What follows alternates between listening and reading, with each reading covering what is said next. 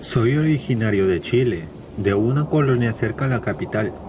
Me gustaría compartirles una serie de acontecimientos aterradores de los cuales fui testigo mientras trabajé en una panadería de una familia, a quienes por razones de respeto mantendré en anónimo.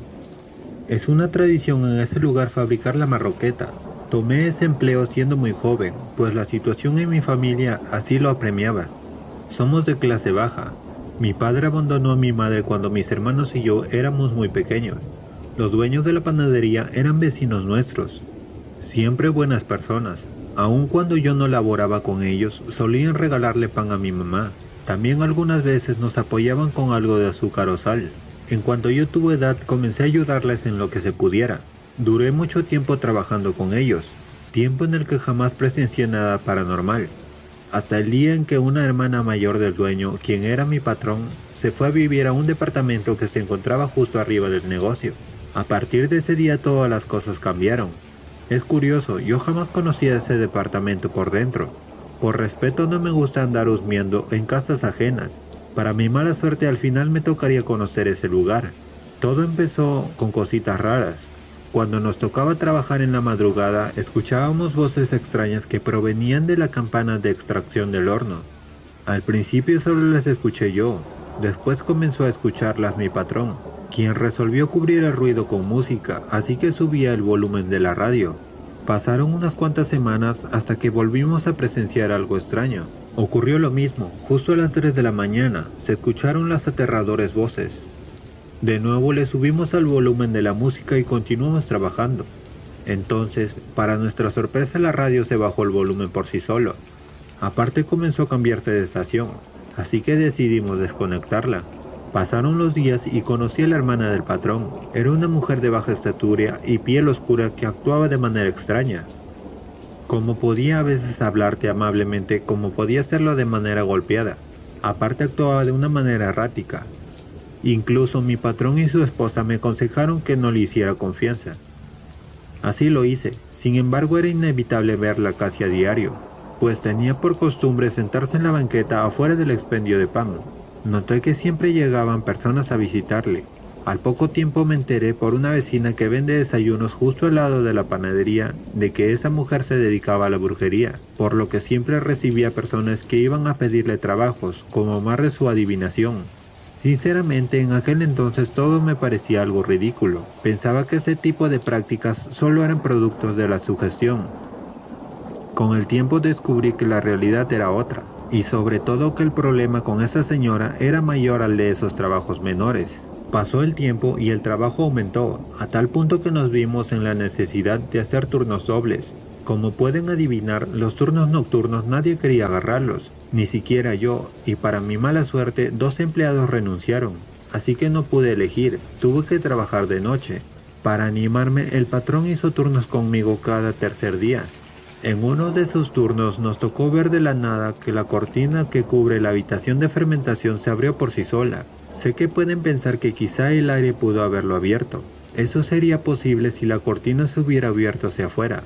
Sin embargo, esta cortina de plástico estaba sujeta en un riel, que es necesario jalar con fuerza para poder abrirla. Ya se imaginarán el miedo que nos dio.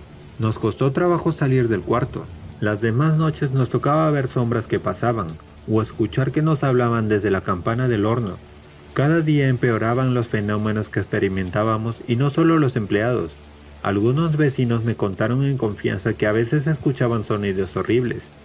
En especial una vecina que vive justo al lado me comentó que tuvieron que mudar la habitación a su madre, pues su cuarto estaba pegado a la casa donde vivía la extraña hermana de mi patrón. Contaba que su madre estaba espantada, pues cada noche escuchaba cómo esa mujer pronunciaba una especie de invocación que era contestada por una voz tenebrosa y aguda. Al principio nadie le creía a la señora, por lo que le pidió a uno de sus nietos que pasara una noche con ella.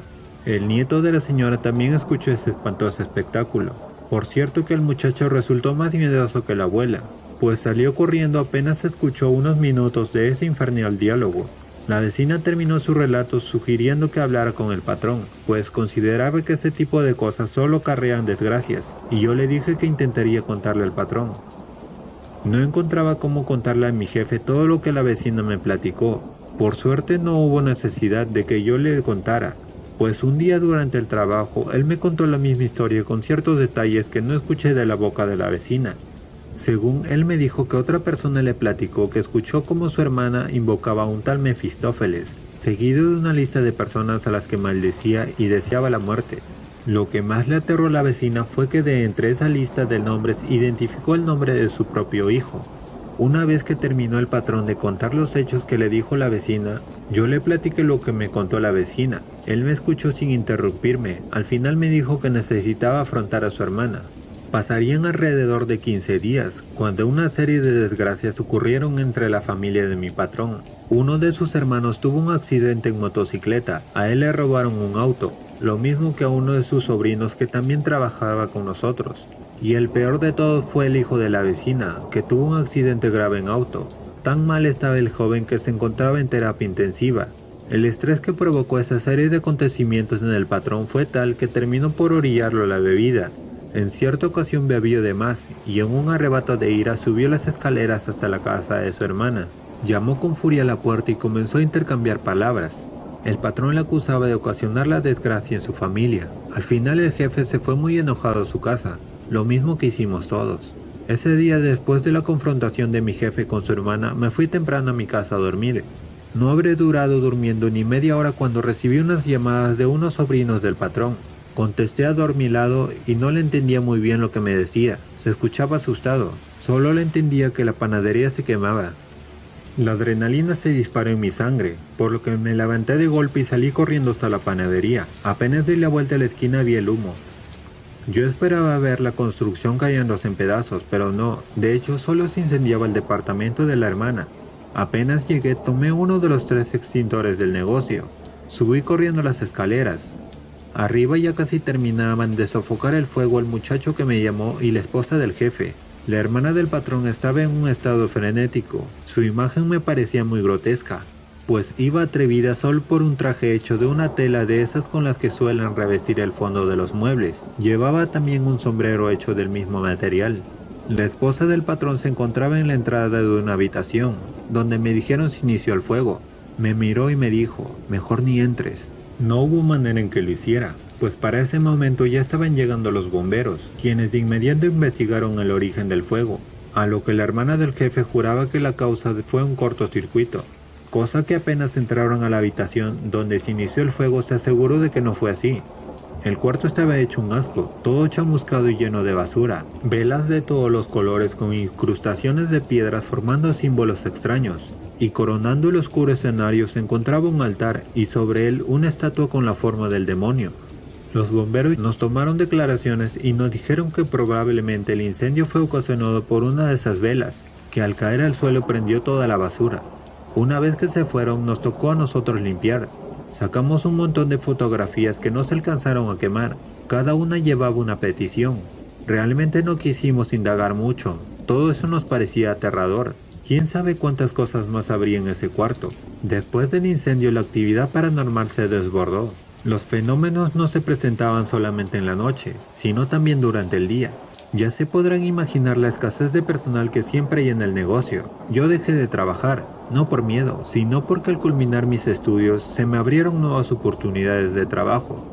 Hace mucho que no visito ese lugar, sin embargo no dejo de pensar en lo que pudo haber conjurado aquella bruja.